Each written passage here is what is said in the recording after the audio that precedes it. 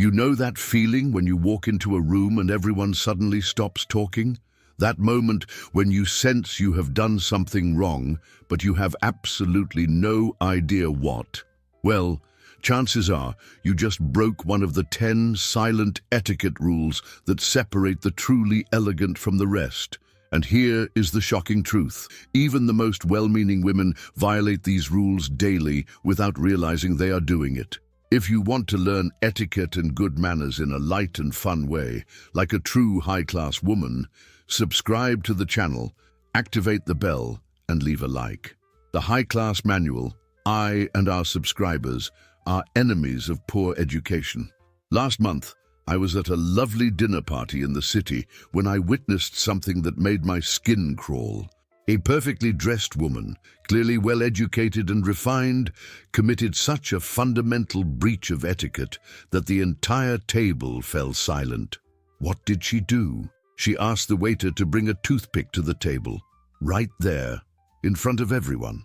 According to etiquette expert Diane Gottsman, it's an etiquette mistake that even fine dining guests make regularly.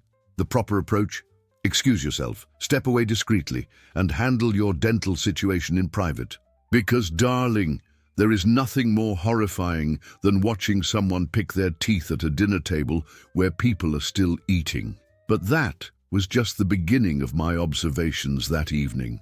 As I watched this unfold, I realized I was witnessing a masterclass in how even the most well-intentioned women can unknowingly destroy their reputation with a single thoughtless action. What I discovered next will shock you because I guarantee you have done at least half of these things yourself. 1. Leaving messages on read, the digital death of courtesy. We live in an age where blue check marks have become weapons of mass destruction for relationships. I was having coffee with a friend last week when she showed me her phone in complete frustration. A business colleague had left her important message on read for 5 days. 5 days! Modern etiquette experts are increasingly concerned about digital response anxiety, with research showing that 1 in 3 Americans experiences significant stress when deciding appropriate response times to messages. But here is what really bothers me about this epidemic. We have become so accustomed to instant everything that we have forgotten basic courtesy exists in digital spaces too. When someone takes the time to ask you a question, or request your opinion, leaving them on scene for days is the digital equivalent of turning your back on someone mid-conversation at a dinner party.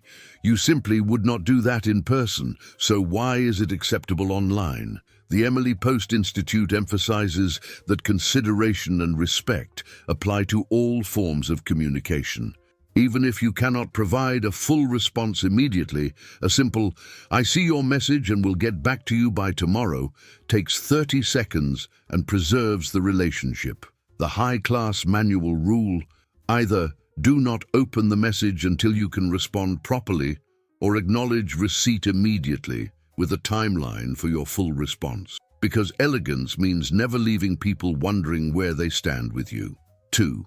The napkin catastrophe that ruins everything. Picture this: an elegant restaurant, beautiful china, soft lighting, impeccable service. You are feeling sophisticated, confident, absolutely radiant. Then someone at your table finishes their meal and places their used napkin directly on their plate. The spell is broken. The ambiance dies. Even the waiter winces. This is one of the most common dining etiquette mistakes people make, according to etiquette expert Valerie Sokolowski, and it happens at the finest establishments. I once watched a woman who clearly spent a fortune on her outfit destroy her entire image with this single gesture. The napkin never, and I mean never, belongs on the plate, not even if it is completely clear of food. Think about it. That napkin has been on your lap, touched your mouth, absorbed who knows what. Now you want to place it where food was served. Here is what I find fascinating. This mistake reveals something deeper about our relationship with service. When you place a dirty napkin on a plate, you are essentially telling the staff, "Here, deal with this mess however you want." But a lady understands that creating unnecessary work for others is the opposite of class. The correct placement: gently fold your napkin and place it to the left side of your plate when you are finished. This follows the traditional rule that used items belong on the left side of your place setting. It is discreet, it is thoughtful, and it shows you understand the difference between finishing a meal and abandoning your table manners. 3. The seating shuffle. Shame. This one will make you cringe because I guarantee you have done it, and I absolutely understand why. You are at the theater, cinema, or even on an airplane. You need to get to your seat, so you squeeze past people already seated. But here is the question that separates the elegant from the oblivious. Which way are you facing? I notice this constantly during my theater visits in London. Row after row of people committing this etiquette sin without realizing the discomfort they were causing others. When passing in front of seated people, you should always face toward them. Never turn your back. Think about it. When someone passes with their back toward your face, what do you get? Their posterior inches from your face. Not exactly elegant, not exactly something you want to remember about your evening out. But here is what really bothers me about this mistake. It reveals a complete lack of awareness about personal space and respect. When you turn your back on someone while squeezing past them, you are essentially saying, "I do not see you as a person worth acknowledging." You are treating them like furniture. The correct approach is so simple, yet it transforms the entire interaction. Face the person, make eye contact, smile, nod, and thank them as you pass by. A quiet, "Excuse me, thank you so much" works perfectly. It is called acknowledging their courtesy and treating them like a human being whose space you are temporarily invading. 4. Cutlery choreography chaos. I was absolutely stunned at how many otherwise sophisticated people commit this table manner sin at the most exclusive establishments. Picture this: you're at a business lunch, trying to make an important impression when your companion starts waving her fork around like she is conducting the London Symphony Orchestra while explaining her quarterly projections. The effect is not commanding, it is comical. Using cutlery to gesture while talking is one of the most overlooked etiquette mistakes, and it happens everywhere from boardroom lunches to romantic dinners. I watched a perfectly elegant woman completely destroy her credibility during a crucial presentation when she started pointing her knife at colleagues to emphasize her points. The message she thought she was sending? I am passionate and engaged. The message she actually sent: I have no control over my behavior, even with potential weapons in my hands. But here is what makes this mistake particularly damaging. It shows a complete lack of situational awareness. When you gesture with cutlery, you are essentially broadcasting that your need to express yourself trumps everyone else's comfort and safety. You are saying your words are so important that you cannot be bothered to put down your utensils first. The solution is elegantly simple. If you want to gesture, and as someone who talks with her hands constantly, I completely understand the urge, place your cutlery down on your plate first. Then gesture to your heart's content. Then pick up your cutlery and continue eating. Never wave forks and knives around like you are conducting an orchestra while explaining your latest project. Your hands can be as expressive as you like, but they should be empty when they are moving. 5. The cultural humor minefield. This one nearly ended a friendship before it started. I was at a dinner party where someone made what they thought was a hilarious observation about cultural differences.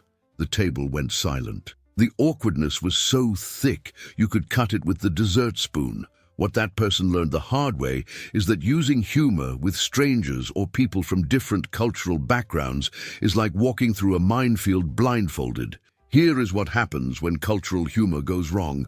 What seems hilarious to you might be deeply offensive to someone else. Dry humor, sarcasm, and cultural references that work perfectly in your social circle can completely backfire with people who do not share your background, education, or cultural understanding. I have seen careers damaged and relationships destroyed because someone thought they were being charming when they were actually being completely inappropriate. But the real issue goes deeper than just avoiding offense. When you use humor with people you do not know well, you are essentially gambling with their comfort and your reputation. You are saying, "I am so confident in my wit that I am willing to risk making you uncomfortable for the chance of making you laugh." That is not confidence. That is selfishness disguised as charm. The Emily Post Institute emphasizes that consideration means adapting your behavior to your audience. The elegant approach? Save the jokes until you know someone better. Use warm, genuine conversation instead of risking a humor disaster that could damage relationships before they even begin. Because true wit lies not in making people laugh, but in making them feel understood and valued. 6. The Space Invasion Protocol. This drives me absolutely mad, and if you travel frequently, you know exactly what I am talking about. You are about to enter an elevator, a classroom, a shop, or even stepping off public transportation. But instead of waiting for people to exit, everyone rushes to get in first like they are fleeing a natural disaster. The result? A chaotic dance of bodies, unnecessary physical contact, and the kind of awkwardness that makes everyone involved feel slightly violated. What makes this particularly infuriating is how easily avoidable it is. The proper etiquette is to always let people exit completely before you enter any enclosed space. Think of it like pouring a drink. You cannot add cranberry juice to a glass that is still full of orange juice. First, you empty the glass, then you fill it. Same principle applies to elevators, rooms, and any enclosed space. But here is what this mistake really reveals about our culture. We have become so focused on our own needs that we have forgotten basic spatial awareness. When you rush into a space before people can exit, you are essentially saying, "My time is more valuable than your comfort, and my convenience matters more than basic courtesy." I love how the Japanese handle this beautifully. They naturally form orderly lines and wait patiently for people to exit before entering. It takes literally seconds longer, but it creates an atmosphere of mutual respect that transforms the entire experience. A few seconds of patience prevents awkward body contact, shows basic consideration, and demonstrates that you understand the difference between efficiency and selfishness. 7. The Sidewalk Blockade Brigade. Picture this. You are late for an important meeting, walking briskly down a busy sidewalk when you encounter them, the dreaded sidewalk blockade. 3 or 4 people walking side by side at the pace of molasses, completely oblivious to the growing line of frustrated pedestrians behind them. It is like being stuck behind a parade float that forgot it was supposed to be entertaining.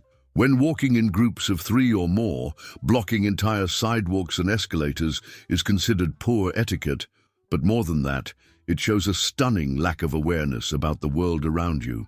I see this constantly. Friends walking horizontally, chatting away, completely absorbed in their own little bubble while creating a human traffic jam behind them.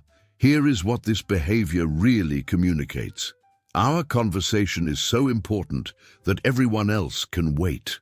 It is the pedestrian equivalent of driving slowly in the fast lane while refusing to move over. You are essentially holding other people hostage to your social needs. But there is something deeper here that bothers me about this trend. We have become so focused on our immediate social circle that we have lost the ability to function as part of a larger community. When you block sidewalks, you are treating public space like your private living room. The solution is wonderfully simple and shows genuine sophistication. Walk in a more vertical formation. Let faster-moving people pass on the left. Be aware of your surroundings. It is the difference between being part of the flow of urban life and being an obstacle to it. And trust me, nobody remembers the person who moved gracefully through their day, but everyone remembers the group that blocked their path when they were rushing to catch a train. 8. Eating while walking, the ultimate elegance killer. This might be controversial, but I stand firmly behind this rule, and here is why. I was walking through a beautiful shopping district when I saw a woman in an expensive coat, carrying a designer handbag, eating a sandwich while walking. The cognitive dissonance was jarring. She had clearly invested in looking sophisticated, but her behavior completely undermined everything her appearance was trying to communicate. Walking while eating is universally considered poor manners, but in our grab-and-go culture, we have normalized something that fundamentally contradicts the concept of refinement. I understand we live in a busy world with grab-and-go everything, but there is something inherently ungraceful about consuming food while in motion. Here is what eating while walking really says about you: that you have so little control over your schedule that you cannot pause for 5 minutes to properly nourish yourself. It suggests that efficiency matters more to you than dignity, that convenience trumps consideration for others who have to watch you fumble with food while trying to navigate sidewalks. But there is also a practical element that people ignore. When you eat while walking, you cannot properly appreciate either activity. You are not fully present for your meal, and you are not fully aware of your surroundings. This creates safety issues and also means you miss the simple pleasure of taking a moment to enjoy good food. The Japanese have this figured out perfectly.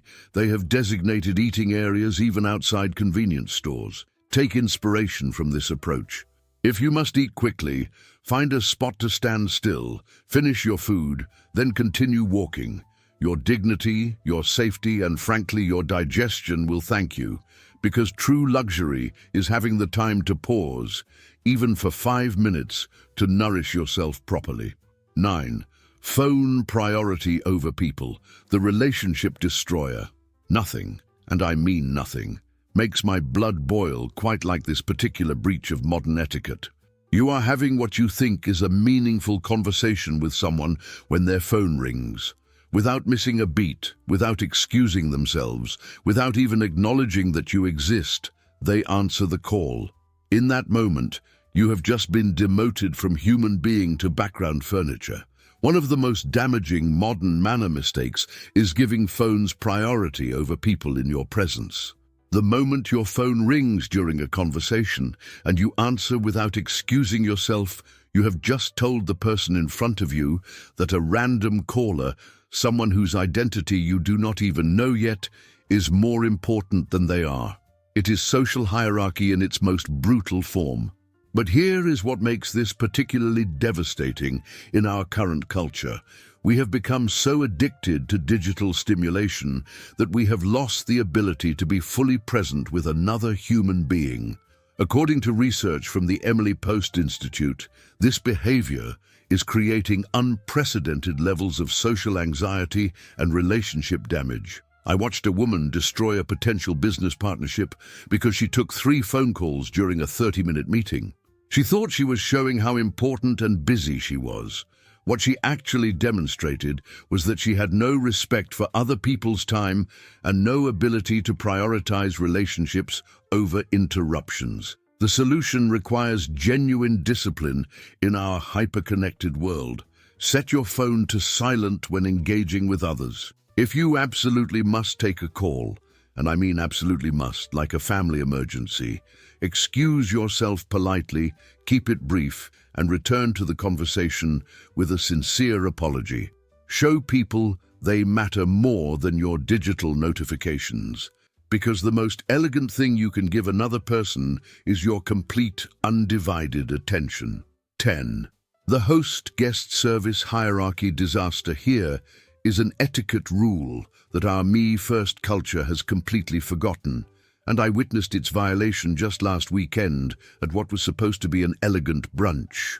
The hostess, who had invited 6 of us to her beautiful home, proceeded to serve herself first from every dish before offering anything to her guests. The discomfort was palpable.